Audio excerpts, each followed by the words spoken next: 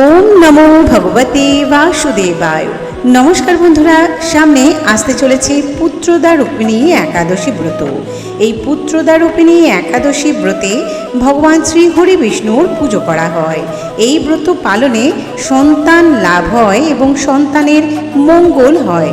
তাই চলুন, আজকের ভিডিওতে রয়েছে পুত্রদা রূপিণী একাদশী ব্রত 2026 সালে কবে পড়েছে, পঞ্জিকা অনুসারে সঠিক পূর্ণাঙ্গ সময়সূচি কি রয়েছে, এই ব্রতের পালনের সময়সূচি কি রয়েছে, এই একাদশীর ব্রত পালনের নিয়ম কি রয়েছে।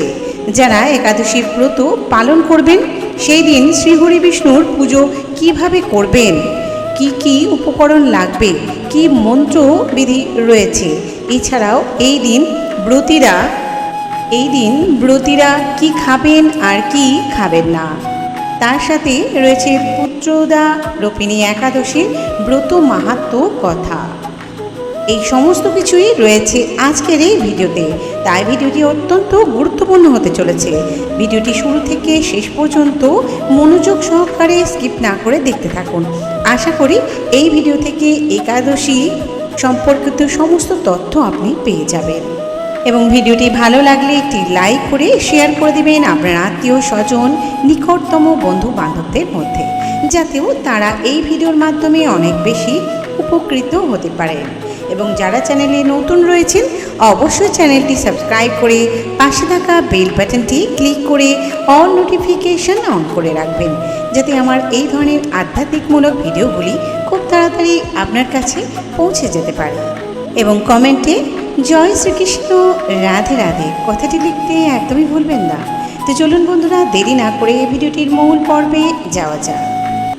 বন্ধুরা, এই পুত্রদা রূপিণী একাদশী হল হিন্দু ধর্মাবলম্বীদের কাছে একটি পবিত্র উপবাসের দিন, অত্যন্ত গুরুত্বপূর্ণ একটি দিন। পুত্রদাতা শব্দের অর্থ হল সন্তান বা পুত্র দানকারী। হিন্দু বিশ্বাস অনুযায়ী এই ব্রত পালন করলে ভগবান শ্রীহরি বিষ্ণুর কৃপায় সন্তান লাভ হয় এবং সন্তানের মঙ্গল ও দীর্ঘায়ু কামনা করা যায়। এই দিনের ভক্তরা ভগবান শ্রীহরি বিষ্ণু বা নারায়ণের পুজো করে থাকেন। ভক্তরা 24 ঘন্টা কঠোর উপবাস পালন করে এই ব্রত পালন করে থাকেন। সাধারণত যে সমস্ত দম্পতিদের সন্তান নেই, যারা সুস্থ সন্তান চান, তারা এই ব্রত পালন করতে পারেন।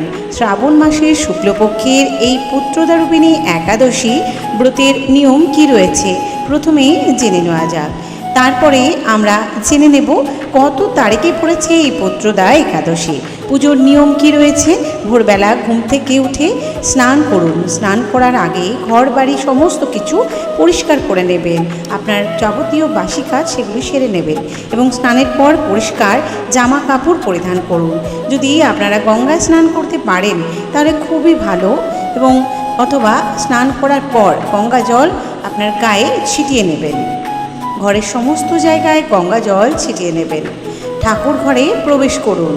শ্রী হরি বিষ্ণুর ছবির সামনে আপনারা হলুদ ফুল, তুলসী পাতা, চন্দন ইত্যাদি আর অন্যান্য যে সমস্ত নৈবেদ্য আপনারা অর্পণ করতে চান সমস্ত কিছু সাজিয়ে রাখুন। বিষ্ণুর চরণে তুলসী পাতা, ফুল ও ফল অর্পণ করুন। তুলসী পাতা অর্পণ করার সময় এবং ফুল অর্পণ করার সময় চন্দন সহযোগে অর্পণ করবেন। ওম নমো ভগবতে বাসুদেবায়, এই মন্ত্রটি জপ করতে করতে আপনারা তুলসী পাতা অর্পণ করবেন শ্রীহরি বিষ্ণু অথবা নারায়ণের চরণে। সম্ভব হলে এই দিন নির্জলা বা ফলমূল খেয়ে উপবাস রাখুন। আপনারা এই দিন ভাত খাবেন না। কোনো রকম পেঁয়াজ, রসুন, আমিষ, তামসিক জাতীয় খাবার কিন্তু মুখে তুলবেন না। সাত্ত্বিক খাবার কোনোভাবে গ্রহণ করা যাবে না। নিরামিষ আহারও গ্রহণ করা যাবে না। এছাড়াও দানা শস্য জাতীয় খাবার যেমন রবি শস্য, চাল, ডাল, ওটস, চিয়া সিডস ইত্যাদি দানা জাতীয় কিন্তু শস্য খাওয়া যাবে না। সবুজ শাক সবজি খাবেন না। পরিবর্তে আপনারা আলু সেদ্ধ, কুমড়ো সেদ্ধ, রাঙা আলু সেদ্ধ এবং কাঁচা কলা সেদ্ধ ইত্যাদি খেতে পারেন। 2026 সালে পুত্রদা একাদশী ব্রত পড়েছে 5ই ভাদ্র, 23শে আগস্ট রবিবার পুত্রদা একাদশী। এই দিনে শ্রীকৃষ্ণের ঝুলন যাত্রাও আরম্ভ হচ্ছে। আর এর ঠিক পরের দিনই পালন রয়েছে 24শে আগস্ট 6 ভাদ্র সোমবার সকাল 10:29 মধ্যে। ব্রতের পালন রয়েছে, পালনের কী নিয়ম রয়েছে সমস্তই জেনে নেব, কিন্তু এই সময়ের মধ্যেই পালন করে নিতে হবে আপনাদের। অর্থাৎ যেদিন আপনারা ব্রত পালন করছেন তার ঠিক পরের দিন সূর্যোদয়ের পর পুজো করে তারপরে ব্রত ভঙ্গ করুন। এই ব্রত ভঙ্গের পর দ্বাদশী তিথিতে আপনারা শুভ সময়ে সাত্ত্বিক খাবার গ্রহণ করতে পারেন। সবশেষে জেনে নেওয়া যাক যে এই ব্রতের মাহাত্ম্য কথা। তো মাহাত্ম্য কথা আপনাদের পাঠ করে শোনাবো। তার আগে বন্ধুরা আপনাদের সুবিধার্থে বলে রাখি, আপনারা একাদশীর দিন অবশ্যই একাদশী সংকল্প মন্ত্রটি স্নান করার পর ঠাকুর ঘরে বসে গ্রহণ করবেন। একাদশীর সংকল্প মন্ত্রটি হচ্ছে একাদশ্যং নিরাহার স্থিতা অহম অপরেণ্যহনি ভুক্ষামি পুণ্ডরীকাক্ষং শরণং মে ভবাচ্যুত। অর্থাৎ হে পুণ্ডরীকাক্ষ, হে অচ্যুত, আমি একাদশীতে উপবাসপূর্বক পরের দিন আহার করিব, আমি মোদীয় শরণাস্থান হন। এর সহজ অর্থ হচ্ছে যে হে পরমেশ্বর পরমপিতা শ্রীহরি বিষ্ণু, হে অচ্যুত, আমি একাদশীর দিন না খেয়ে উপবাস রাখব, পরের দিন আহার গ্রহণ করব, অর্থাৎ খাবার গ্রহণ করব। আপনি দয়া করে আমাকে সাহায্য করুন এই উপবাস পালন করতে। তো চলুন বন্ধুরা, এবার জেনে নেওয়া যাক যে পুত্রদারোপিণী একাদশী ব্রত মাহাত্ম্য কথা। যারা পুত্রদা একাদশী ব্রত পালন করছেন একটিবার হলেও শ্রবণ করুন এই ব্রত মাহাত্ম্য কথা, নইলে আপনার উপবাস অসম্পূর্ণ থেকে যাবে। পুত্রদা একাদশী ব্রত কথা। একদিন মহারাজা যুধিষ্ঠির ভগবান শ্রীকৃষ্ণকে জিজ্ঞাসা করলেন, হে প্রভু, শ্রাবণ মাসের শুক্লপক্ষে একাদশীর কী নাম তা কৃপা করে আমাকে বলুন। শ্রীকৃষ্ণ বললেন, হে মহারাজ, এখন আমি সেই পবিত্র ব্রত মাহাত্ম্য বর্ণনা করছি, মনোযোগ দিয়ে তা শ্রবণ করুন। যা শোনা মাত্রই বাজপেয় যজ্ঞের ফললাভ হয়। প্রাচীনকালে দাপর যুগে শুরুতে মহিজিৎ নামে এক বিখ্যাত রাজা ছিলেন। তিনি মাহিষ্মতি নগরে রাজত্ব করতেন, কিন্তু দুঃখের বিষয় এই যে তার মনে বিন্দুমাত্র সুখ শান্তি ছিল না, কেননা তিনি ছিলেন অপুত্রক। পুত্রহীনের ইহলোক পরলোক কোথাও সুখ হয় না। এই রূপ চিন্তা করতে করতে বহুদিন কেটে গেল, কিন্তু তবুও পুত্র মুখ দর্শনে রাজা বঞ্চিতই রইলেন। নিজেকে অত্যন্ত দুর্ভাগ্য বলে মনে করে রাজা চিন্তাগ্রস্ত হলেন, দুঃখিত হলেন।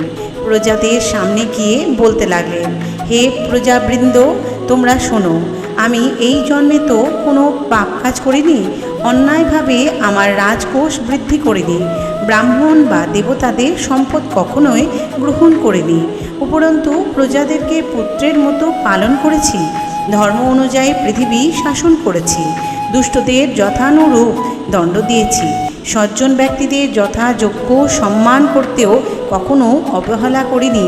তাই হে ব্রাহ্মণগণ, এই প্রকার ধর্মপথ অবলম্বন করা সত্ত্বেও কেন আমার পুত্রলাভ হলো না তা আপনারা কৃপা করে অনুসন্ধান করুন।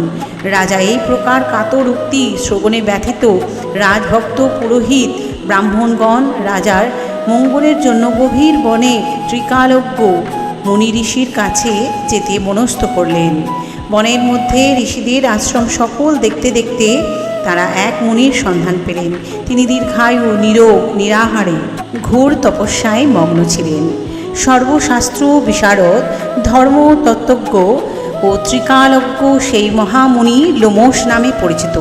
ব্রহ্মার এক কল্প অতিবাহিত হলে মুনিবরের গায়ে একটি লোম পরিত্যক্ত হতো। এই কারণে এই মহামুনির নাম লোমশ। তাকে দেখে সকলে ধন্য হলেন। তারা পরস্পর বলতে লাগলেন যে আমাদের বহু জন্মের সৌভাগ্যের ফলে আজ আমরা এই মুনিবরের সাক্ষাৎ লাভ করলাম। তারপর ঋষিবর তাদের সম্বোধন করে বললেন, কি কারণে আপনারা এখানে এসেছেন এবং কেনই বা আমার এত প্রশংসা করছেন তা স্পষ্ট করে আমায় বলুন। আপনাদের যাতে মঙ্গল হয় আমি নিশ্চয়ই তার চেষ্টা করব। ব্রাহ্মণেরা বললেন, হে ঋষিবর, আমরা যে উদ্দেশ্য এখানে এসেছি আপনি তা কৃপা করে শুনুন। এই পৃথিবীতে আপনার মতো শ্রেষ্ঠ ব্যক্তি আর কোথাও নেই। মহিজিৎ নামে এক রাজা নিঃসন্তান হওয়ার অতি দুঃখে দিন যাপন করছে। আমরা তার প্রজা। তিনি আমাদেরকে পুত্রের মতো পালন করেন, কিন্তু তিনি পুত্রহীন বলে আমরাও সবাই মর্মাহত তার দুঃখে। তার দুঃখ দূর করতে আমরা এই বনে প্রবেশ করেছি। হে ব্রাহ্মণ শ্রেষ্ঠ রাজা, যাতে পুত্রের মুখ দর্শন করতে পারেন, কৃপা করে তার কোনো উপায় আমাদের বলুন। তাদের কথা শুনে মুনিবর ধ্যানমগ্ন হলেন।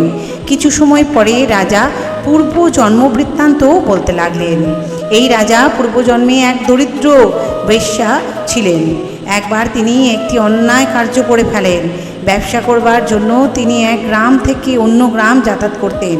এক সময় জ্যৈষ্ঠ মাসের শুক্লপক্ষে দশমীর দিনে কোথাও যাওয়ার পথে তিনি অত্যন্ত তৃষ্ণার্ত হয়ে পড়েন।